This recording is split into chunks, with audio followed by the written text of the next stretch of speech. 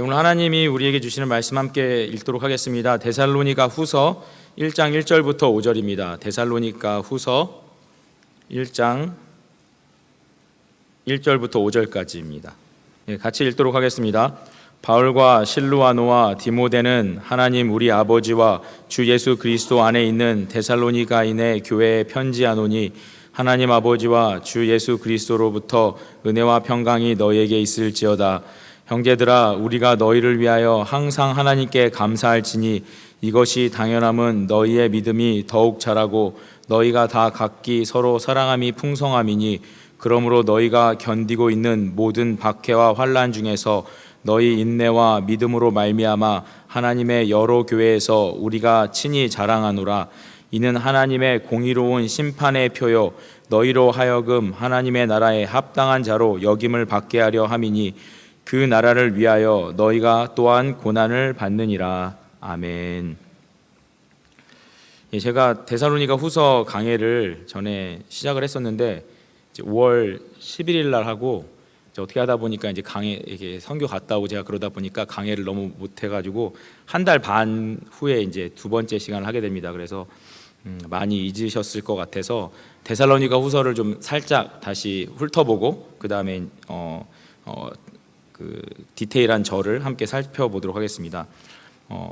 복음의 이 최전선에서 싸우고 있는 사도 바울 그리고 그 사역팀들이 같은 싸움을 하고 있는 데살로니가 교회, 영적인 자녀이면서 동료가 되는 그 성도들에게 보낸 두 번째 편지입니다. 데살로니가 전서에 이어서 후서를 보냈는데요. 이게 이렇게 이 사이의 텀이 그렇게 길지 않았다고 봅니다. 주 51년에서 53년경에 보낸 것으로 보여집니다.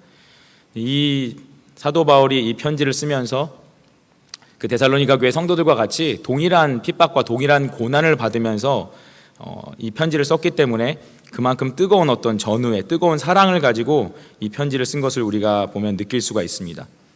그리고 이런 마음을 가지고 이런 글을 그런 마음이 있기 때문에 이런 글을 쓸 수 있는 것이지 그런 마음, 정말 내가 이들과 동료가 되고 그리스도 안에서 한 형제가 되었다라는 그런 전후에 그런 아주 끈끈한 정말 브라더후드, 그게 없이는 이런 편지를 쓸 수가 없죠. 그런 마음이 없이 이런 편지를 썼다면 그거는 단지 분수 넘은 훈계에 불과할 겁니다.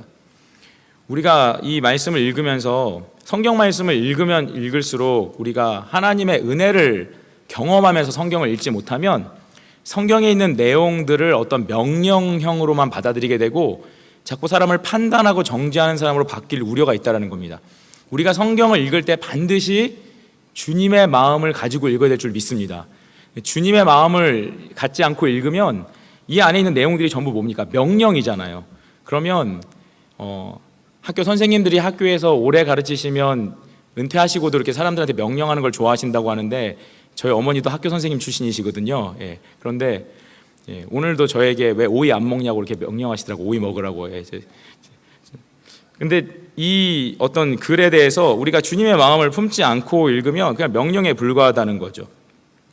우리가 어떤 사도 바울이 이 데살로니가 교회 성도들에게 이 편지를 쓸 수 있었던 것은 내가 너희를 전도했으니까, 나는 사도니까 이런 위치를 가지고 얘기하는 게 아니죠.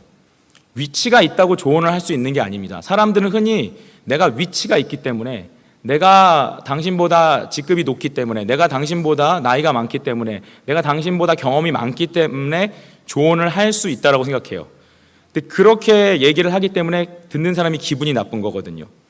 동역자 의식이, 나이와 성별과 모든 것을 초월해서 동역자 의식이 있는 사람, 동역자로서의 마음을 느낄 때 조언해야지 그 조언이 먹히는 겁니다.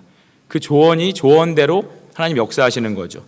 그런데 그런 동역자 의식이 없으면 그 조언이 사람을 기분 나쁘게 할 뿐이죠. 그 회사에서 직원들이 직급 위에 있는 사람들한테 조언을 들으면 맞는 얘기긴 한데 별로 그렇게 기분 좋은 사람이 없잖아요. 왜냐하면 회사 안에서는 다 그냥 월급 받고 자기 삶을 위해서만 살아가니까 동역자 의식이 전혀 없거든요. 그러니까 그 회사에 다니면서 그냥 윗사람한테 어떤 조언을 들을 때도 그게 되게 잔소리 같은 거예요. 동역자 의식이 없는 이야기들은 서로를 되게 피곤하게 만든다는 거죠. 이 데살로니가 후서에서 사도 바울이 얘기한 것은 그냥 자기가 사도기 때문에 한 어떤 잔소리가 아니라 정말 내 동역자, 너희들은 나의 동역자, 너희들을 위해서 내가 내 목숨도 내어줄 수 있다라는 그런 마음이 있기 때문에 이런 이야기가 가능하다는 겁니다.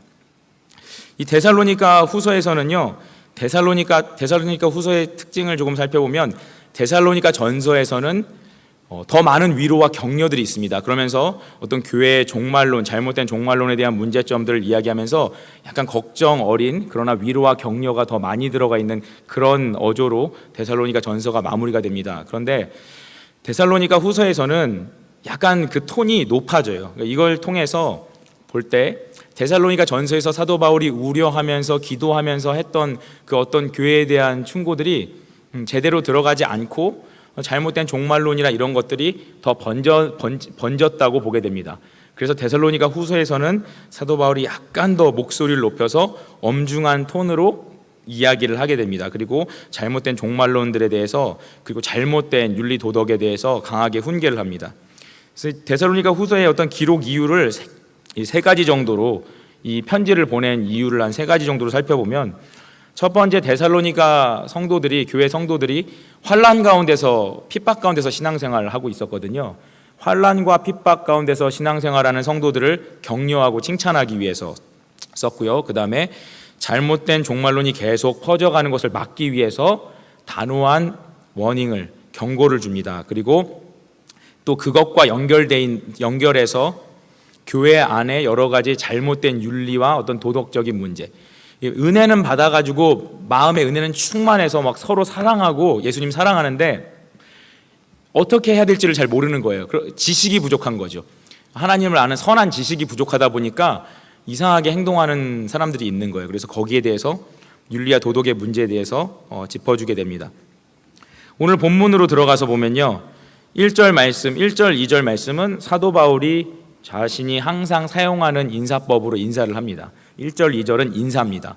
항상 첫 번째 인사할 때 자기 자신에 대해서 소개하고 또 자기와 함께 일하는 동역자들에 대해서 이야기하고, 그 다음에 2절 말씀에서는 은혜와 평강이라는 말로 인사를 하게 됩니다. 1절 말씀에 보면요, 본인들의 동역자들이 나오게 돼요. 바울과 실루아노와 디모데는 하나님 우리 아버지와 주 예수 그리스도 안에 있는 데살로니가 교인의 교회에 편지하노니, 이렇게 얘기하고 있습니다. 여기서 실루아노라는 이름은 바울과 함께 옥에 갇혔던 신라의 로마식 이름입니다. 그러니까 라틴 이름이죠. 로마식 이름이에요. 그래서 여러분도 이렇게 지금도 이태리 사람들 보면 뒤에 이름들이 이렇게 오자 돌림, 오로 많이 끝나잖아요. 미켈란젤로, 그렇죠? 레오나르도 다빈치. 가지고 좀 그런 식으로 많이 끝나더라고요. 그래서 실루아노는 로마식 이름입니다. 신라는 유대식 이름이고. 그래서 바울이 여기에서 자기의 동역팀을 얘기해요. 실루아노와 디모데. 어떤 그 바울 사역에 있어서 사령탑, 가장 그 중심된 핵심 멤버들이 바울과 실루아노와 디모데가 되는 거죠. 바울이 정말 위대한 사도였죠. 저희가 사도행전문을 봐도 바울같이 능력이 있고 또한 어떤 지식적으로나 이런 면에서 아주 구비된 사람은 정말 찾기 어렵죠. 그래서 하나님께서 바울을 통해서 바울을 크게 사용하셨죠. 그런데 사도 바울이 아무리 위대한 사도라도 혼자서 일할 수 없다라는 겁니다. 혼자 일해서도 안 되고 혼자 일할 수도 없다라는 겁니다. 그게 하나님 나라의 원칙입니다. 보통 교회들을 보면요, 어떤 교회들에서는 이렇게 담임 목사님 한 명만 되게 잘하면 그 교회가 되지라는 그런 생각을 가질 수가 있어요. 그런 생각 자체가 신앙적으로 건전하지 않은 신앙이라는 겁니다. 그래서 어떤 교회들을 볼 때 우리가 안타까운 현실 중에 하나가, 한국 교회든지 보면 참 어떤 능력 있고 카리스마 있고 이런 목사님이 사역을 하실 때는 성도들이 많이 모였다가 그 목사님이 사임하시거나 돌아가시면 교인들이 많이 뿔뿔이 흩어지는 이런 것들을 많이 보게 됩니다.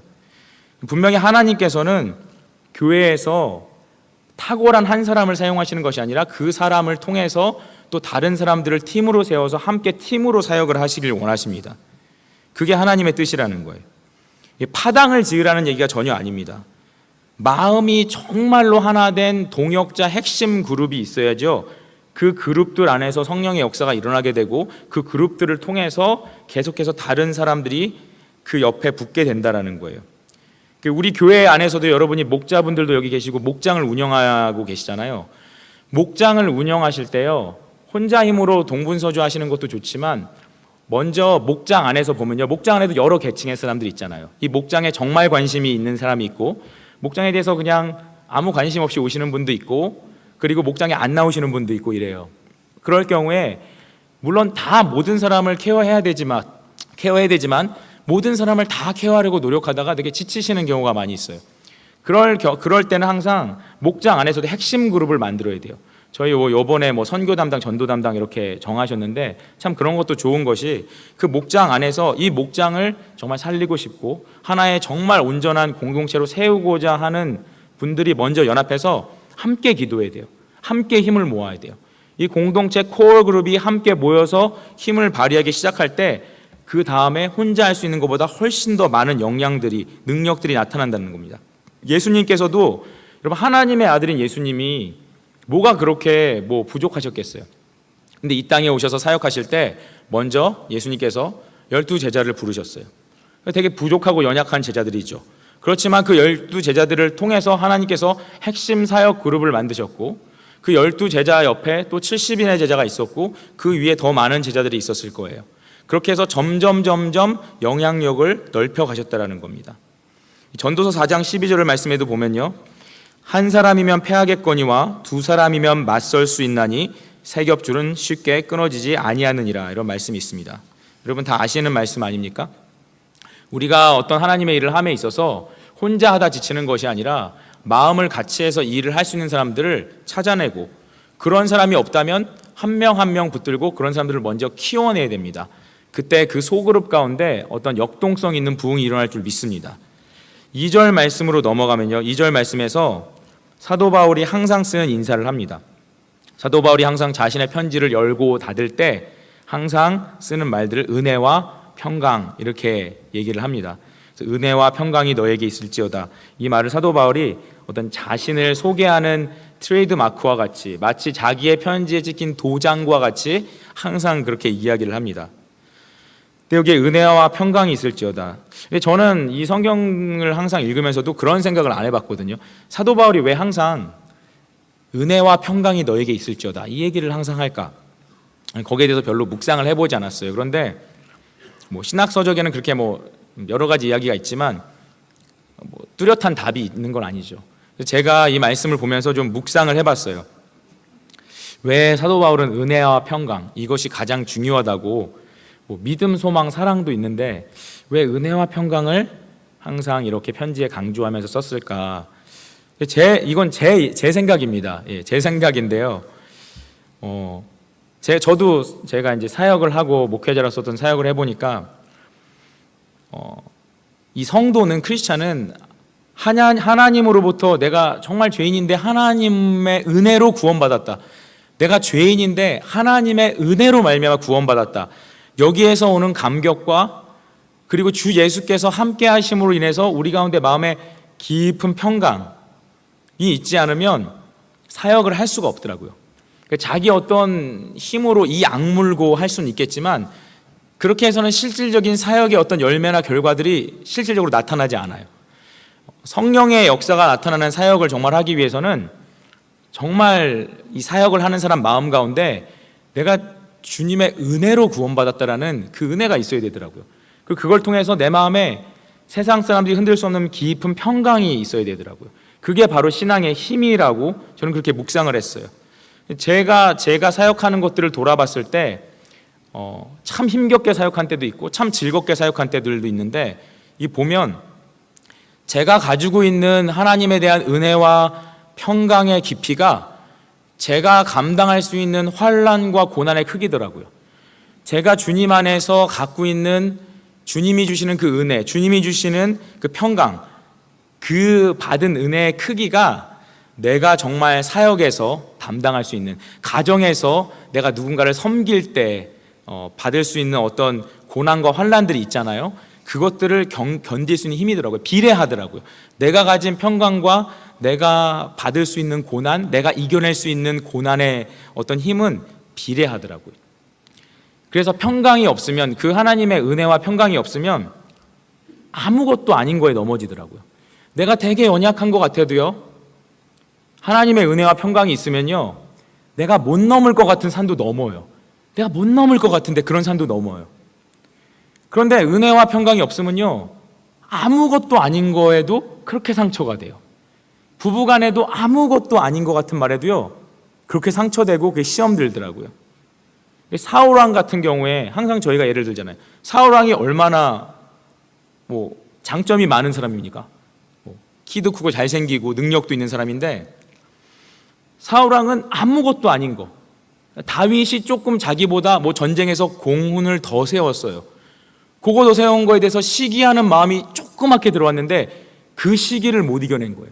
은혜와 평강이 없으니까 그 별거 아닌 어린 다윗이 세운 공적을 사람들이 칭찬하는 걸 보고 시기가 들어왔는데 이 시기 질투가 극복이 안 되는 거예요. 그러니까 그 훌륭한 것 같은 왕도 그냥 넘어진다는 겁니다. 그래서 사도 바울이 참 그래서 은혜와 평강을 강조하지 않았나 이런 생각을 해봅니다. 이거는 다른 분들이 얘기한 게 아니라 제 얘기입니다. 제 묵상입니다.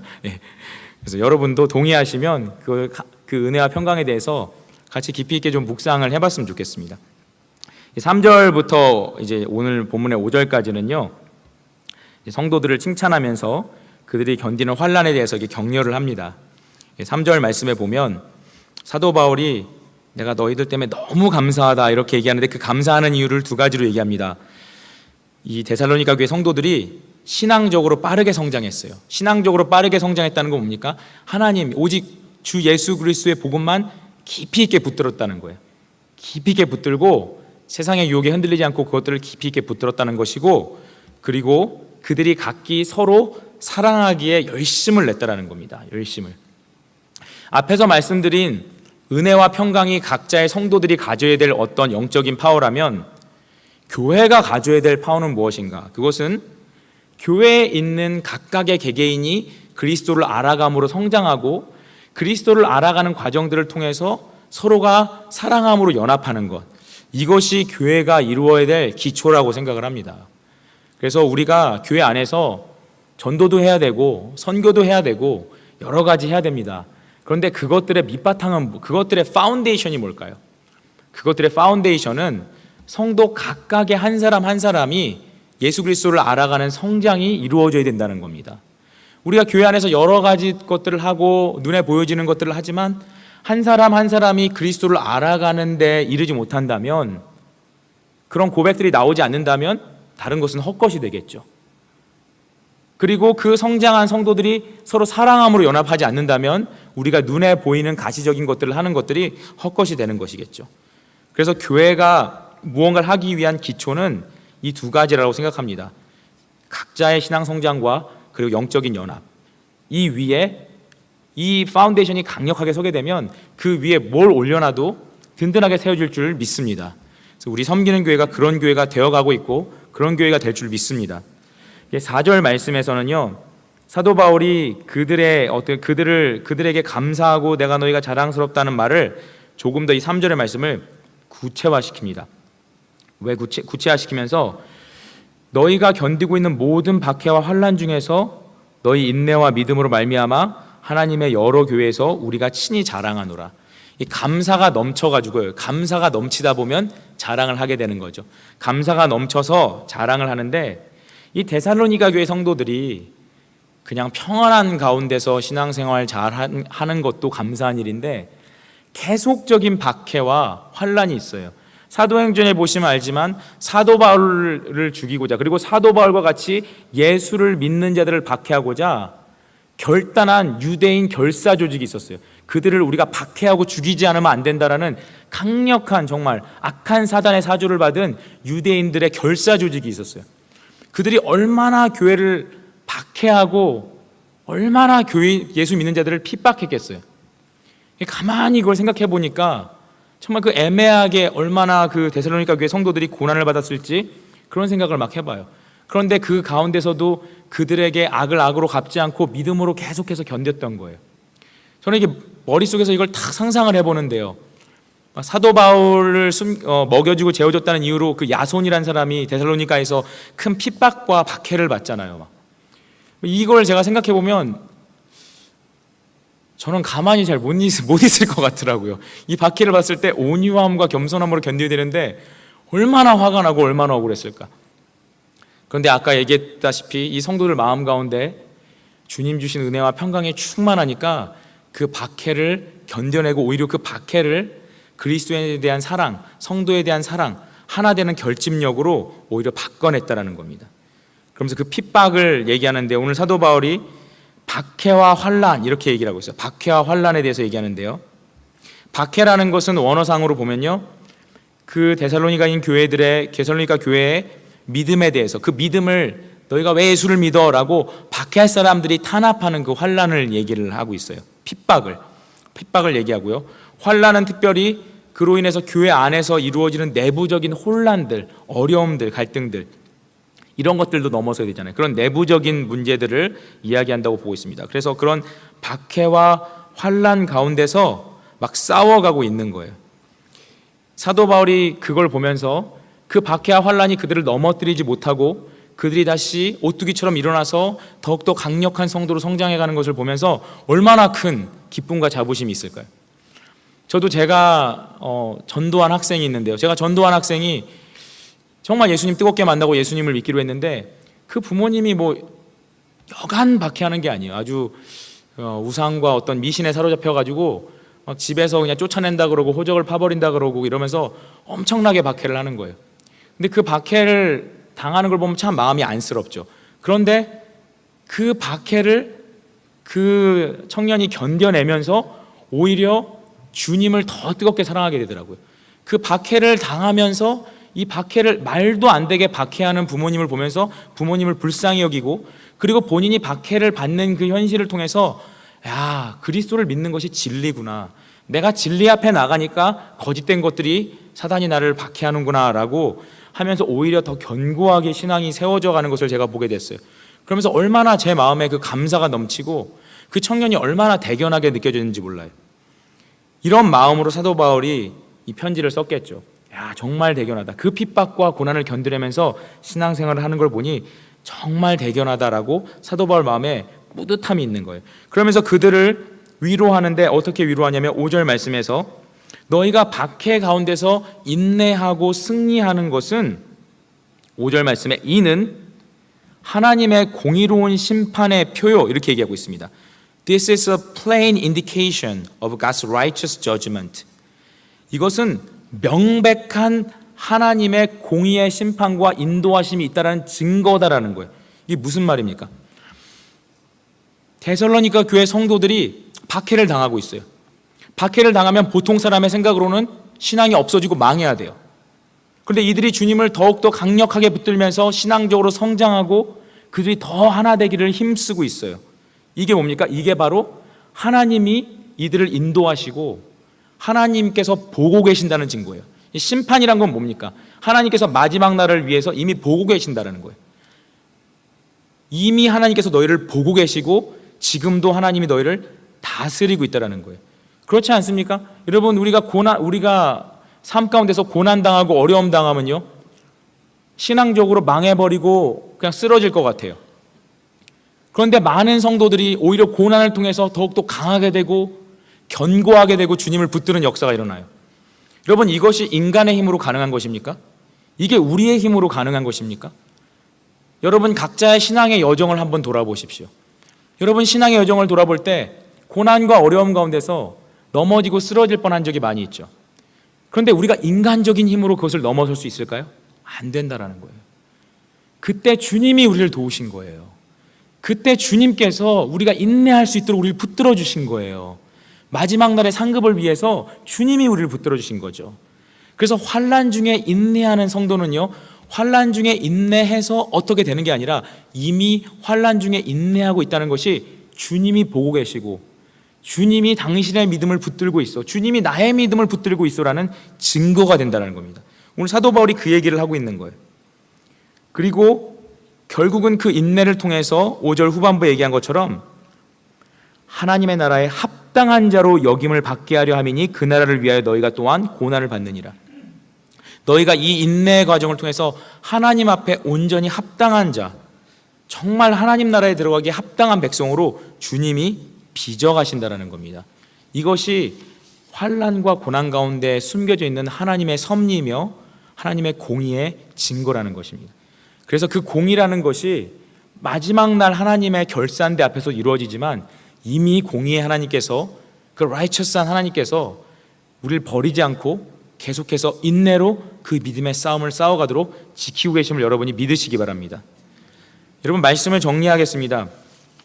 이 고난에 대해서 제가 한번 또 이렇게 깊이 묵상을 해봤습니다.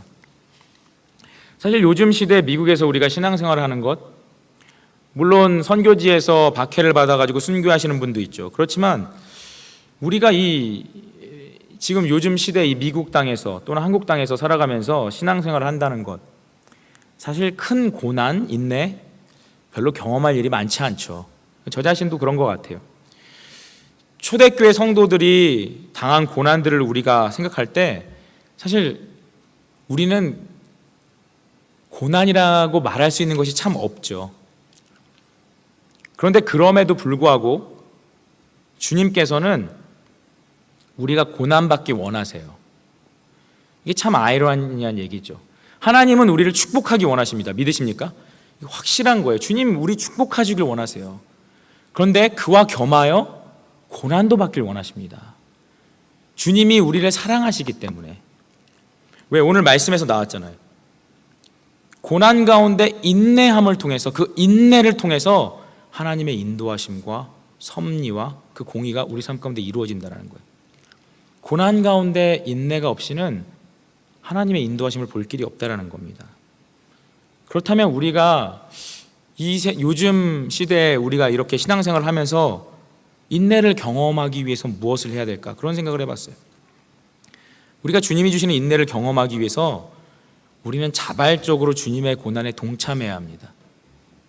자발적으로 주님의 고난이 무엇일까 동참해야 돼요. 예수를 믿는다는 것은 예수 그리스도가 우리의 주님이시고 주인이시고 우리의 선생이시고 우리의 구원자가 되신다는 걸 믿는 겁니다. 그리고 그분이 가신 길을 따라갈 때 그분이 가지신 영광을 우리가 얻게 된다는 거예요. 그분이 누리신 영광, 하나님의 아들이 누린 영광. 여러분, 하나님의 아들이 누린 영광이 얼마나 크겠습니까?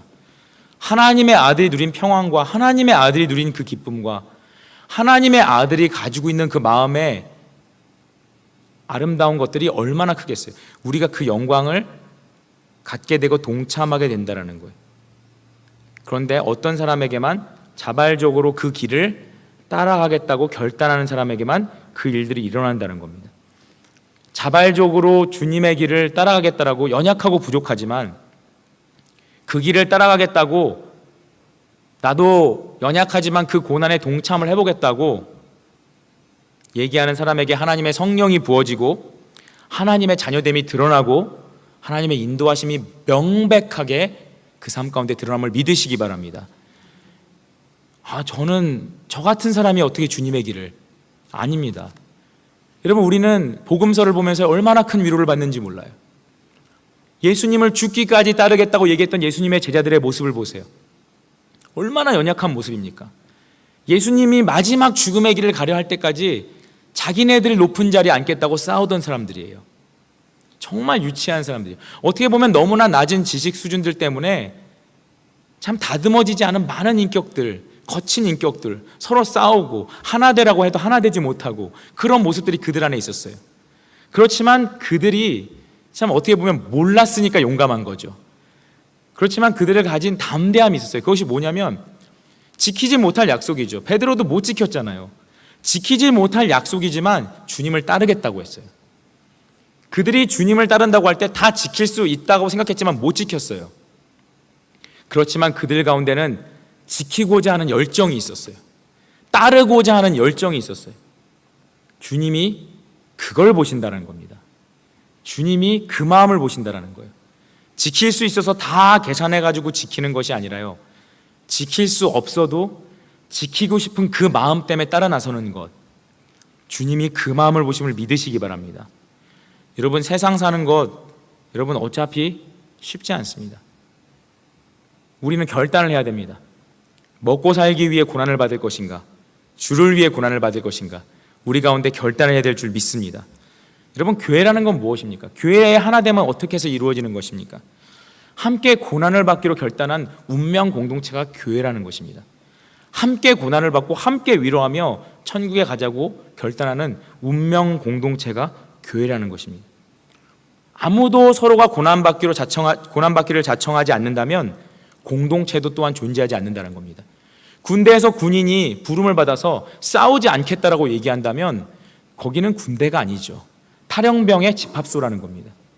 군대에서 모두가 싸우려고 각오할 때 그들 가운데 전우회란 것이 생기고 하나됨이 이루어짐을 믿으시기 바랍니다. 교회 가운데 누구도 고난받고 누구도 주님을 따르려고 하지 않는다면 전우회도 없고 주님의 영광도 없다라는 겁니다. 우리는 앉아서 왜 항상 사람들은 그렇게, 저도 그렇게 얘기하지 않습니까? 저도 그렇게 많이 얘기해요. 왜 하나님 나라를 위한 사람이 없지? 왜 하나님의 나라를 위해 열심히 있는 사람이 없지? 라고 앉아서 불평해요. 일찍이 훌륭한 크리스찬이셨던 도산 안창호 선생님이 이런 말씀을 하셨어요. 인물이 없다고 한탄하는 그 사람 자신이 왜 인물될 공부를 아니하는가, 이런 말씀하셨습니다. 참 이 말씀이 와닿는 말씀이에요. 인물이 없다고 한탄하는 그 사람이 자신이 왜 인물될 공부를 하지 않는가. 우리가 교회를 다니고 신앙생활을 하면서 여러 가지 불평을 하고 얘기를 합니다. 그런데 우리 자신이 과연 인물이 되길 원하는가? 우리 자신이 그리스도의 길을 따를 인물이 되길 원하는가? 거기에 대해서 우리가 진지하게 묵상해야 될 줄 믿습니다. 우리가 그렇게 우리 자신이 주님의 연약하고 부족하지만 주님이 당하신 고난에 동참하고자 내 삶을 드리고 내 시간을 나눠드리고 내 물질을 나눠드리며 그 고난 가운데 우리가 동참하며 나아갈 때 분명히 우리의 삶 가운데 하나님의 명백한 인도하심이 나타날 줄 믿습니다. 누가복음 10장 2절 말씀에 보면 예수님의 이런 탄식이 나옵니다. 이르시되 추수할 것은 많되 일꾼이 적으니 그러므로 추수하는 주인에게 청하여 추수할 일꾼들을 보내주소서 하라. 우리가 그 주님의 고난에 조금이라도 동참할 수 있는 믿음의 사람으로 살길 간절히 축복하며 기원합니다. 이 시간에